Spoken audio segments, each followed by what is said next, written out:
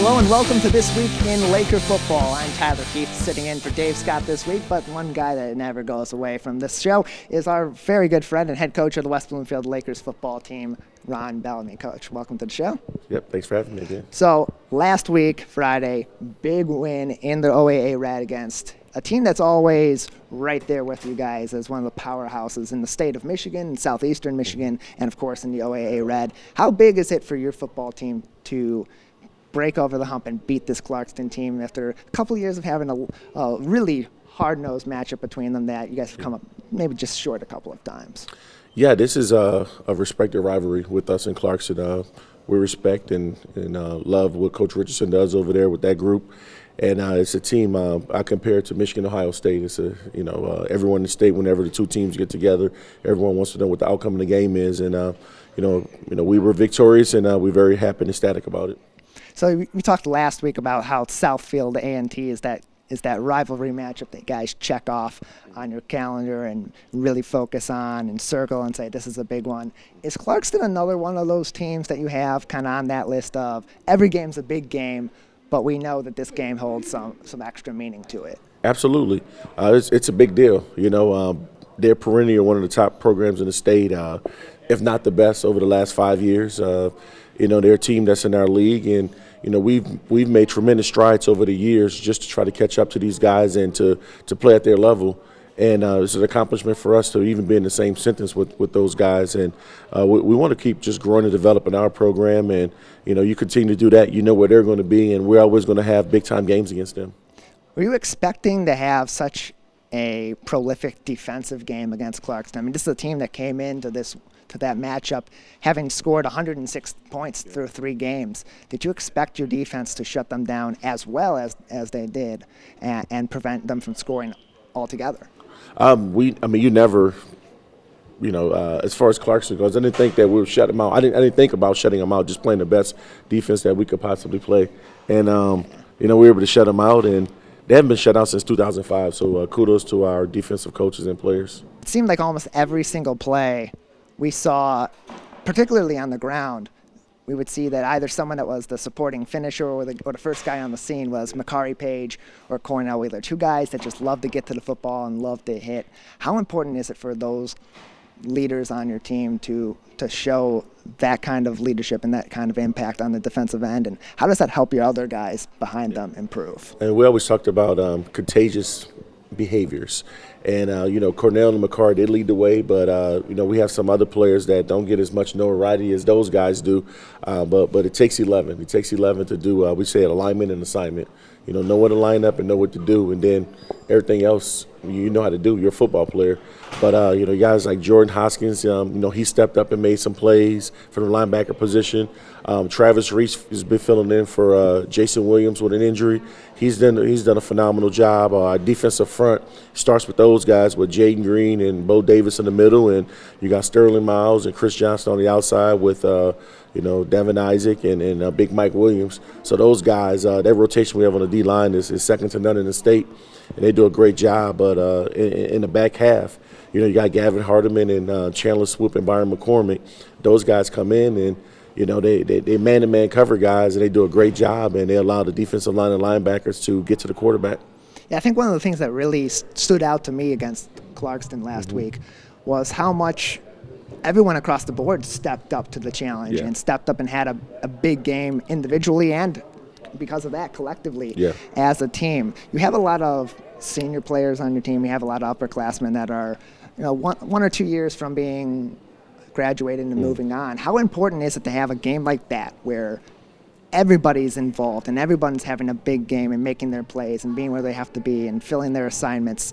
How important is that to the future of your team and to the present of your team? Well, we have great coaches. Coach Grice, our defensive coordinator, he does a great job with the game plan, and so does our assistant defensive coaches. And they trust the kids going to be in the right spots. And that's the big thing. When you have a talented football team, the kids know that there's not much room for error because the next man is waiting for an opportunity if you can't get it done.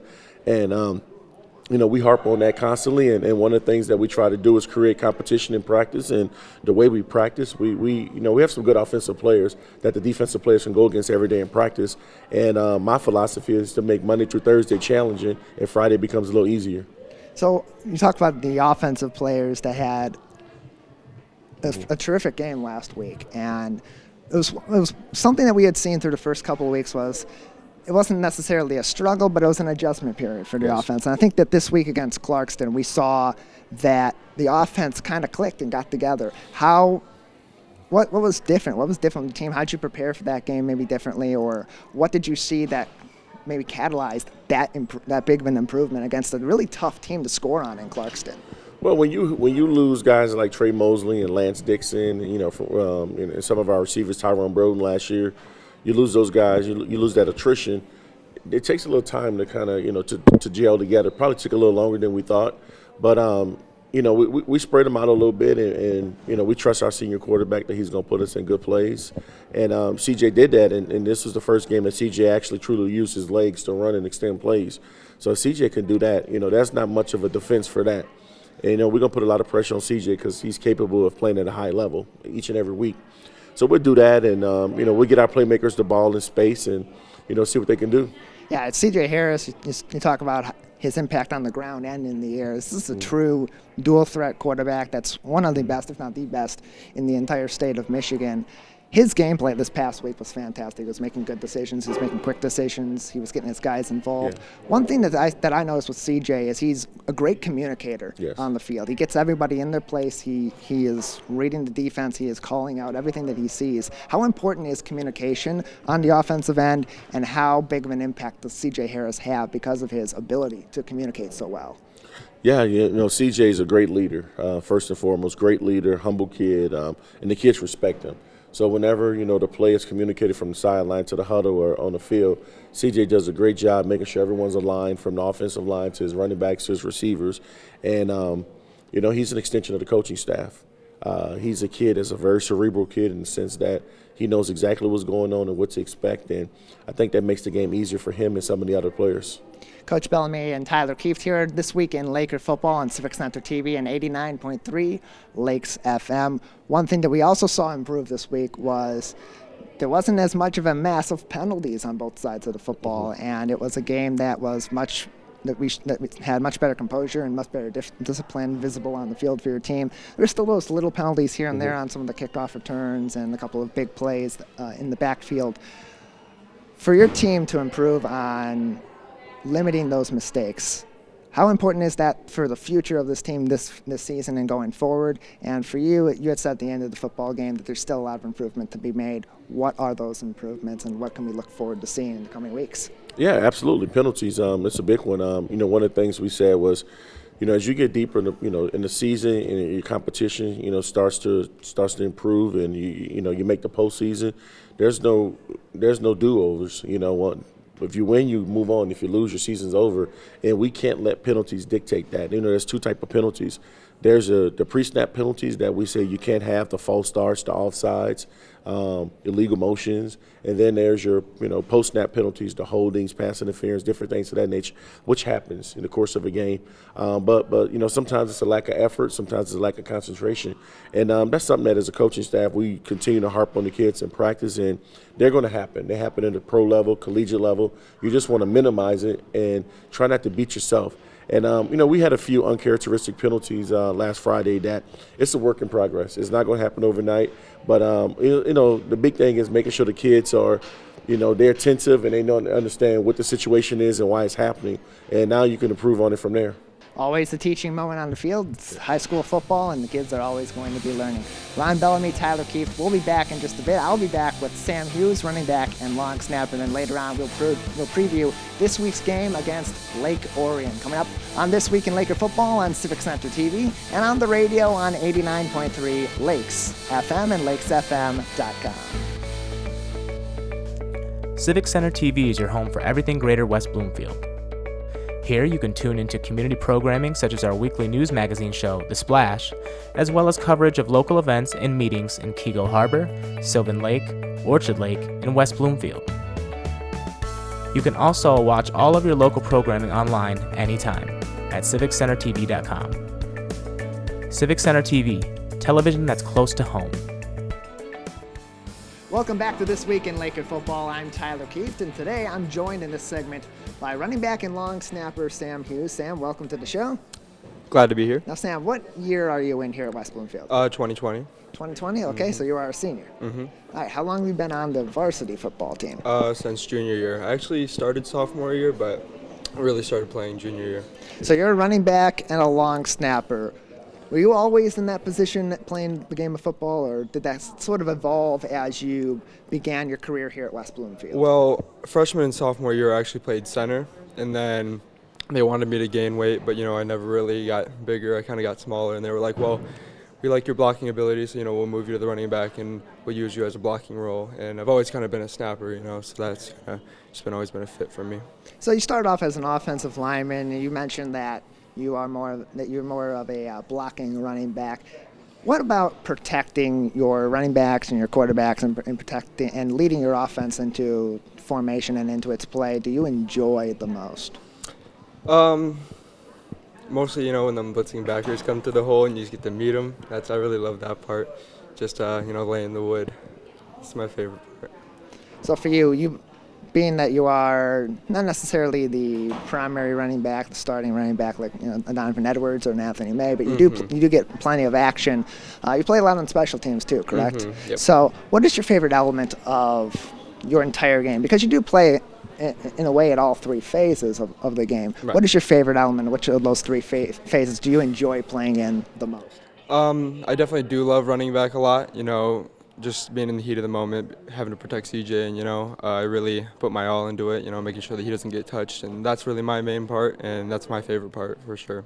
Okay, so let's take a little bit of a look back. Well, your football journey didn't start at West Bloomfield High School, did it? Mm-mm. No. So when did you start playing football? What got you into the game? Well, I started flag football in second grade, and then in fourth grade, West Bloomfield developed a little league team, the Panthers, and I got a flyer for that in elementary school, and I was like, why not? So I came out and tried it, and that's where I met Donovan and Anthony and CJ and Sterling Miles. That's where I met all those guys in fourth grade, and yeah, that's really where I developed and started learning the system right from the get-go. So there's a great development program, it seems, in this West Bloomfield high school football system that develops from a young age. How important is that for you and for your teammates in creating this cohesive unit that's so effective on the field every week? Oh, that's huge, I think, because you see teams like Clarkston that really breed those kids up from first grade, second grade, and you haven't really seen success in our program until really the recent years of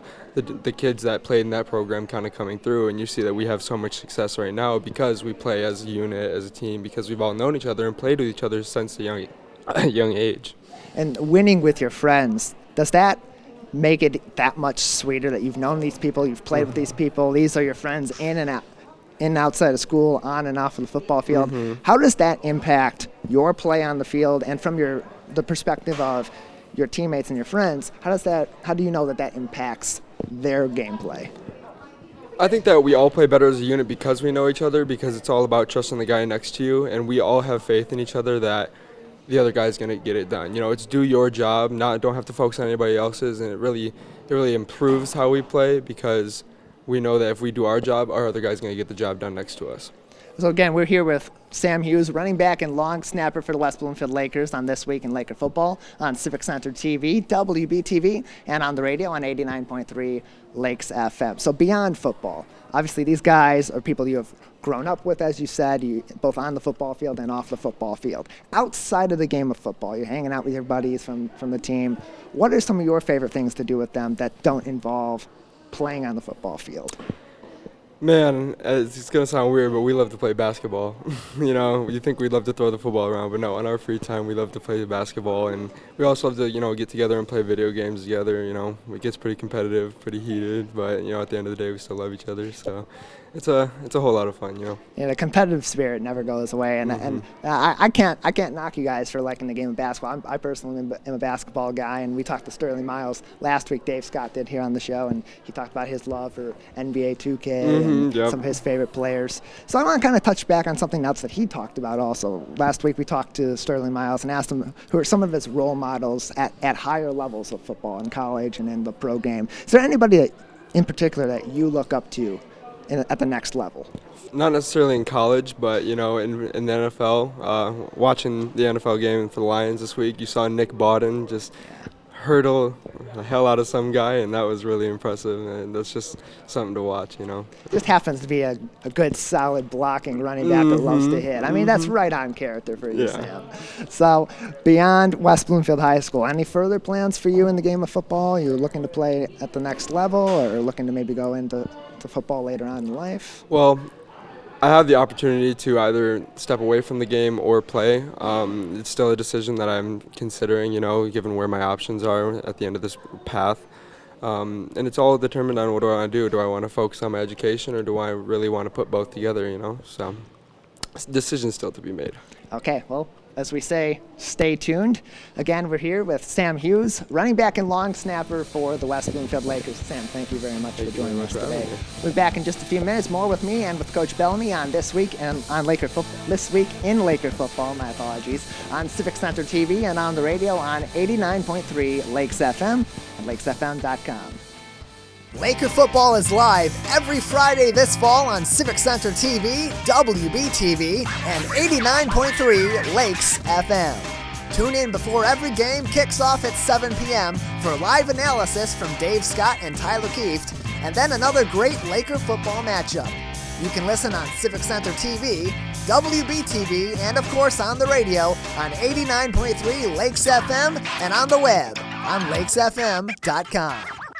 This hour of programming is brought to you in part by Henry Ford West Bloomfield Hospital. 10 years ago, Henry Ford Health System celebrated the grand opening of its West Bloomfield Hospital. Since then, they've celebrated innovative new technologies, medical breakthroughs, and unique approaches to health and healing. To learn more about Henry Ford West Bloomfield Hospital, visit henryford.com/West Bloomfield 10. Henry Ford West Bloomfield Hospital is a proud sponsor of Civic Center TV, television that's close to home.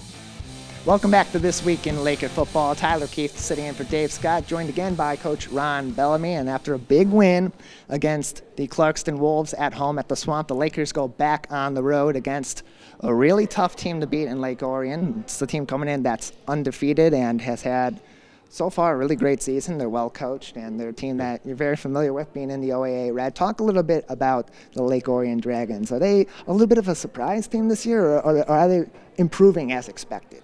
Yeah, it's a senior-laden team. Coach John Blackstock has done a great job with those guys. Everything with them starts with their quarterback, Blaze Laurer. He's a phenomenal athlete. He's a kid that can beat you with his legs and extend plays and get his guys going. And they have a phenomenal running back. Reminds me of Mike Allstott, former Purdue Boilermaker and Tampa Bay Buccaneer. And he's a strong downhill runner. Some receivers that can give you some problems, bigger guys, bigger targets, they move well in space. Offensively, they're going to give you they run 16 to 18 different formations, so they want to catch you misaligned and, take advantage of you being misaligned. It's a very smart team, a very disciplined team. Defensively, they're aggressive style play. They want to come downhill. They want to hit you. They want to gang tackle you. They want to get the ball out. So we definitely have our work cut out for us. It's important for us to have a great week of practice. I know the kids will be prepared. We play them every year, so we've seen a lot of it. But, this is probably the biggest challenge we've had thus far. They're a top 5 team in the state, and it's one that they're very familiar with us. So we have to play our A game in order for us to win on Friday. Yeah, both your team and Lake Orion, the Dragons, are playing really effective football, having a great start to the season. Of course, West Bloomfield coming in with 1 loss. Lake Orion coming in undefeated and at the top of the division. It's early on in the season, but is this an impact game in the OAA Red for your team in particular, and as you position later on for the potential of a playoff run? Absolutely. That's something that we don't shy away from. We told our boys, whoever wins this game is tied for first place in the league. Well, we'll be in first place in the league, and we don't play each other. And we still have some formidable opponents left, but this is it. In regards to playoffs, if you're fortunate to make the playoffs, you win a game like this, you also give yourself a chance to host some playoff games. And we don't run from it. We embrace the challenge that comes with it and the things that come with that. But most importantly for us is just about winning this game against Lake Orion and just moving to 4-1. So one thing that we've seen each week with West Bloomfield is a team that's constantly improving. Mm-hmm. So going up against a tough opponent like Lake Orion, I mean, every week you're having tough opponents this year. OAA Red is one of the tougher divisions in all of the state, and your schedule is one of the tougher in all of the state. So coming into this game, what improvements does your team need to make, do your guys need to make to match up even better against Lake Orion than the team already does? Yeah, for us, like you mentioned, Tyler, every week we're getting better. We're more kids are stepping up, responding to the challenges that we're, sending them as coaches. And that's what you want. You want to see the kids in adverse situation and who responds to it. And, each week we challenge our kids to step their game up, one less penalty or make one more impact play. Different things of that nature, and our kids are responding to that. And the more kids you get that's able to do that, the stronger team you have and the harder it is to prepare for a team like ours. Having as tough of a schedule as it is there any worry of fatigue or any worry of at some point that your team's going to get a little bit tired because they're playing so many physical teams and they're playing such hard-nosed games that are really close? How do you prepare for that, and how does your team prepare for that and recover from that each and every week? I think we do a great job of building depth on our team. We build depth on our team, and we have a philosophy, next man up. We do a good job rotating our guys, moving our guys around. So, you look at the Clarkston game like, why didn't Donovan Edwards play running back the entire game, play receiver? Well, it's less pounding that he's taking. And, something that we're thinking about duration of the season. But you got to have talented kids to replace that and do things of that nature. And we do. And it's an opportunity for us to play more players. That's our goal as coaches, that you want to reward the kids for doing things the right way and working hard and, being totally committed to the team. So we have no problem going, using our 2 deep, 3 deep rotations and, getting the best players out there. Yeah, we talked about some of the impact players beyond maybe the names that we hear regularly, like a Cornell Wheeler, Makari Page, or C.J. Harris. And one guy that I saw really step up this week, taking on a few more steps and taking on a bigger role, was Dylan Tatum in all 3 phases of the game. You have a lot of those guys like Tatum and Chandler Swoop and guys like Makai Elam even, who stepped up this week and were playing great football in all 3 phases. Does that help prepare them for future roles when they're stepping into a Donovan Edwards role? And how big is it for them to have that opportunity right now as they prepare for the future and going forward in the season? Yeah, those kids put themselves in a position to have success. We always talk about trust. You have to give me a reason to trust you, to put you on the football field in pivotal moments. And, Dylan Tatum stepped up to the plate, like you mentioned, special teams. Dylan went out there and, made some incredible tackles on special teams. He's a special teams ace as a 10th grader.